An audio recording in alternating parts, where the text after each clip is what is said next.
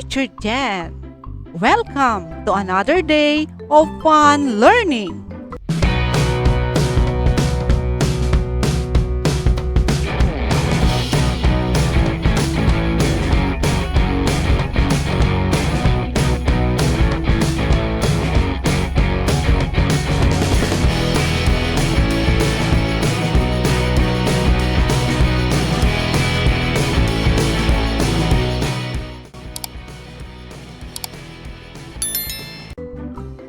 Are you excited to learn more today?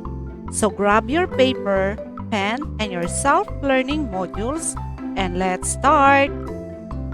Our lesson for today is how visual and multimedia elements contribute to the meaning of the text. At the end of this video lesson, you are expected to identify the elements of multimedia, infer the purposes of visual media. We have learned that there are ways to understand the text we are reading. One way of doing so is through the graphics, pictures, sounds, or videos, supporting the words we read. There are different kinds of visual and multimedia elements which can help us understand it better. Reading is more fun when there are colors, graphics, and designs. It contributes to the reader's understanding by widening their imaginations as they read. These are visual and multimedia elements. Visual elements help convert a simple reading text to an adventurous tale where readers can see or visualize the story. Pictures, drawings, comics, and cartoons and diagrams are examples of visual elements. Aside from visual elements, we also have multimedia elements. Multimedia elements help the reader understand the text in a whole new level since it uses sight, sound, and other senses to experience what they are reading firsthand. It also uses a variety of combination with its medium. It can be used in a digital form through computers, audio layers, tablets, smartphones, and other technology.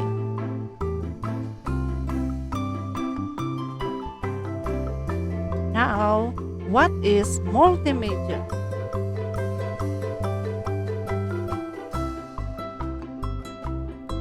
Multimedia derived from the word multi and media. Multi means many or multiple. Media means distribution tool and information presentation, like text, graphic, voice, images, music, and many more. Multimedia is a woven combination of digitally manipulated text, graphic, art, sound, video, and animation. Multimedia are a great way to introduce new concepts in a lesson. Multimedia elements include video, audio recordings, and sound effects.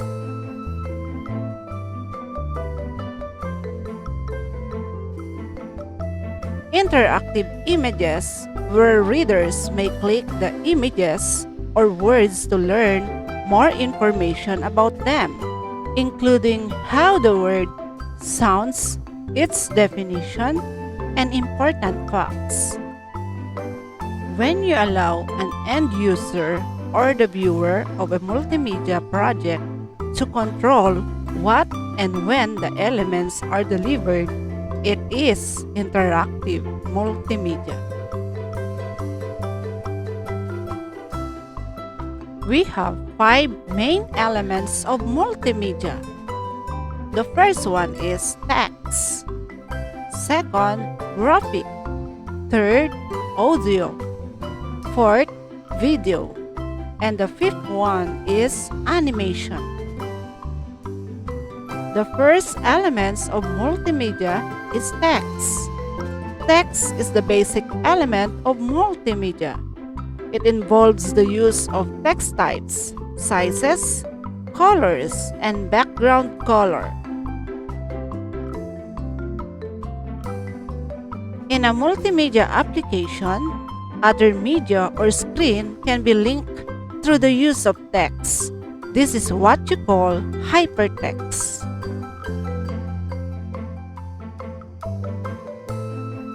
To produce an effective multimedia program, there are three things that need to be considered.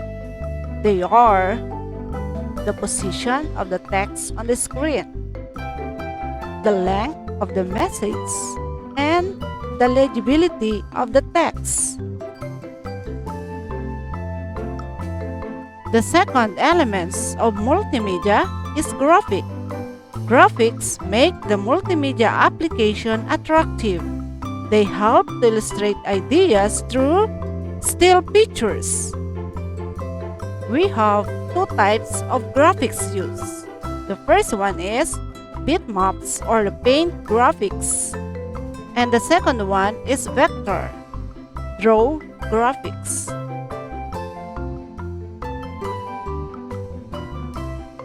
The third main elements of multimedia is audio. A multimedia application may require the use of speech, music, and sound effects. These are called audio or the sound element. We have two basic types of audio or sound. The first one is analog and the second one is digital.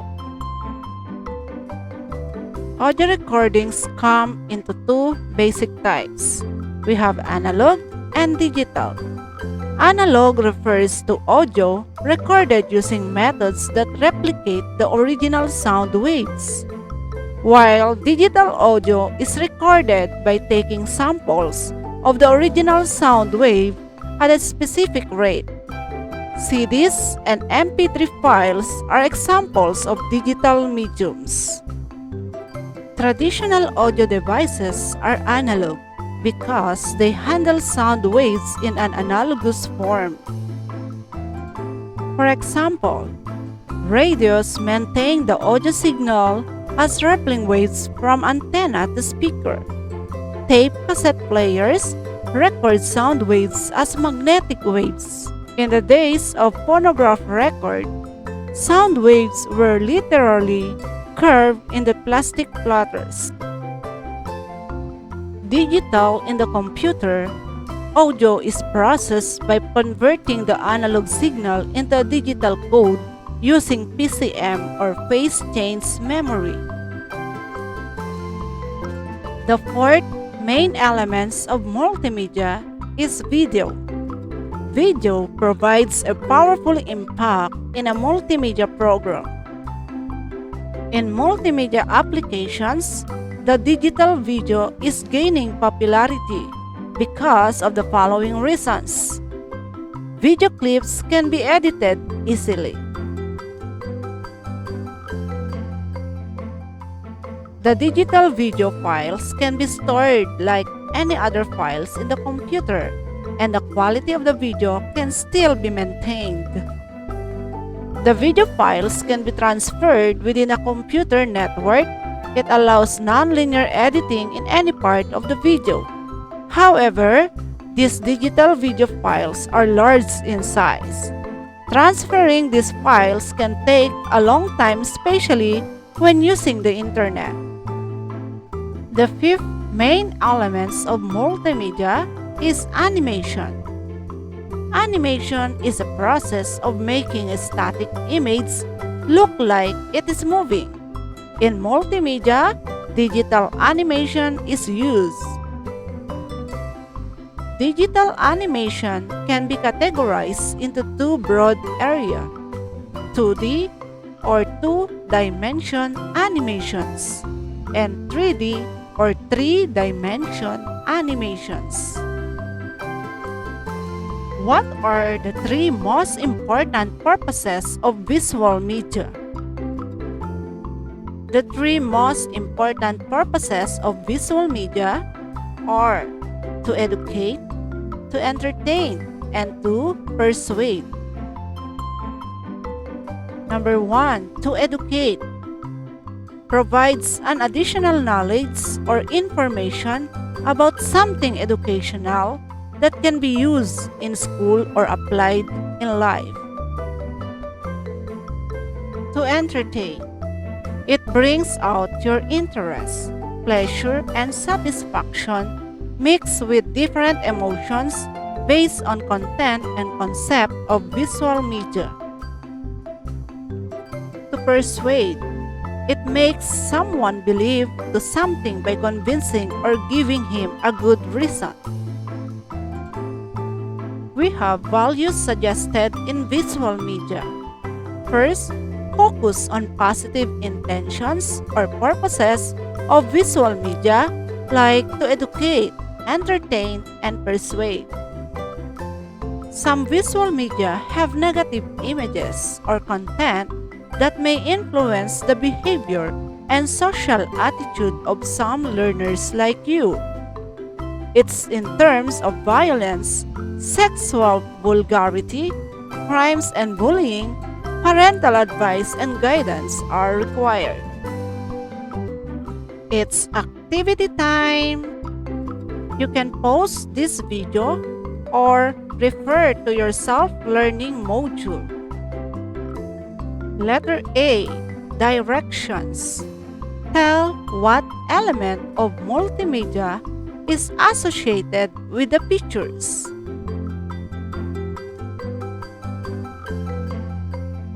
Number 1. Number 2. Number 3. Number 4. And number 5. Activity letter B. Directions. Select only the visual media that contains positive intentions or purposes and circle your answer. Number 1. The poster of the movies Jaws. A. To educate.